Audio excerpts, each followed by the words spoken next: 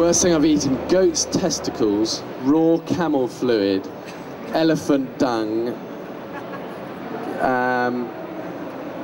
yak eyeballs frozen, bear poo, and raw alligator brain.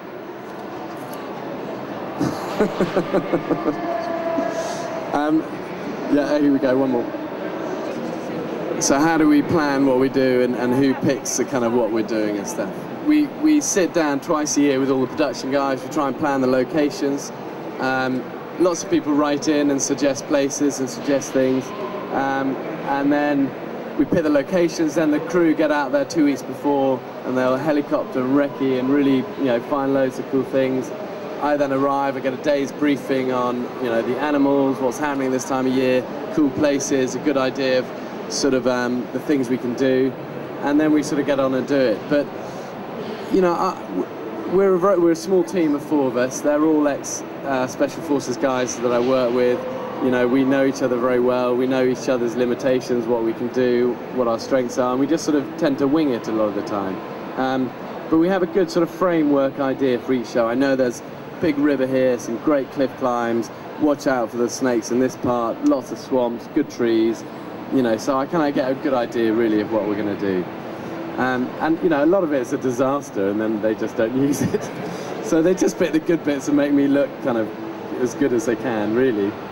So there are a lot of disasters along the way, a lot of time. I mean, I did a thing yesterday. I was coming down a cliff, and I thought there's a big tree, and it was about a 60-foot cliff, and this big tree next to it. And I thought this is going to be great. And I was on skis, and I took the skis off, threw them down the cliff, big snowbank, and I thought I'll just jump in the tree and it'll bend over. And I went, this birch tree, it's going to be amazing. It's going to bend all the way down the ground. Watch this. And I jumped in the tree and went, just snapped straight in half, and I sort of landed head first in a deep snowdrift. And it was like, cut, moving on. We've got a lot of outtakes. Yeah, there'll be a lot of good outtakes. But I've never been scared to kind of go for it and make mistakes with stuff. And I think especially with this sort of show, you need to try.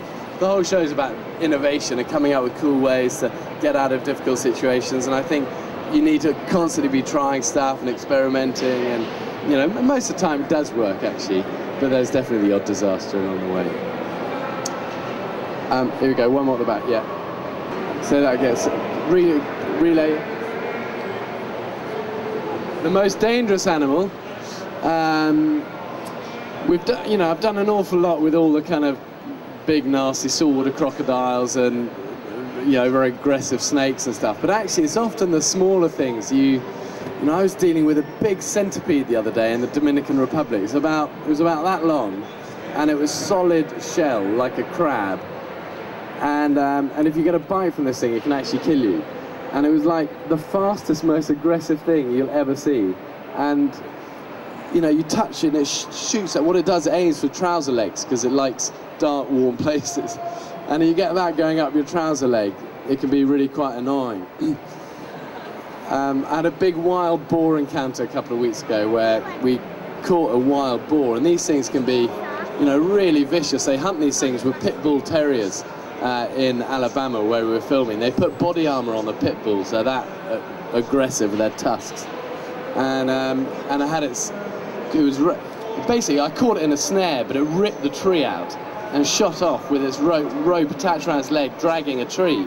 So I came back to check a trap and saw the whole thing had gone. It wasn't like, And we found it a few hundred meters on, snared around a tree, but on the end of this, about 10 foot of paracord. And there was no way I could get near this thing. It was just like charging me, and but it was quite a scary thing. And I eventually had to dive on top of it, and it was a whole epic battle then. But you'll see that in due course. But we have quite a lot of these sort of things, and I love being back home and safe. Anything with sharks? Yeah, I've jumped on top of a 16-foot man-eating tiger shark before by mistake.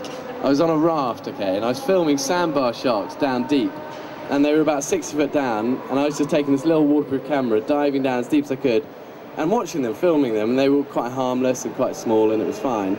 And I came back up onto this raft, and I thought I'd just have one more shot, I'd dive down again, and this huge man-eating tiger shark, you know, head that wide, swam under the raft at about 6 inches under the water, just as I jumped off, and I landed on this thing, and it was as surprised as me. It just shot away. I like vaulted out of the water onto the raft, peed in my pants, and this thing just came, and we were just filming it circling me, and it was flipping its tail on the raft. And so yeah, that was my probably closest one with sharks. You right? So yes. Anyway, just really say thanks for all coming. My life, for what it's worth, I tend to film, okay, do these things, and I tend to come home to the family, and I don't do, you know, I don't do many of these sort of events really, and I'm always amazed that anyone sort of comes and listens and watches any of these things, and I'm really grateful.